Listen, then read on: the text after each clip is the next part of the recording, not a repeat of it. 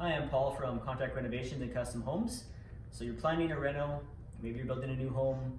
Have you given some thought to how you create emotion in some of the feature spaces in your new home?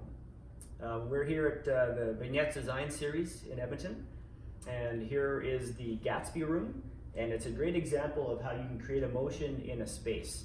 Here we have a room that really sets the tone as that Gatsby era Art Deco with a decadent layer on it. You can see we have the dark colors, we have the metallic geometric shapes brought in, we have these great globes and chandeliers that help to create such a great sensation in here. It makes you just want to sit down at the bar or maybe in the lounge, have a scotch, smoke a cigar, or whatever you would feel like doing in this space. So it's a great example of how you can create a feeling within a space that you renovate or build, and it's important that your contractor can help you pull together the team that you need to execute a space that really lives up to your expectations and helps you create that vision.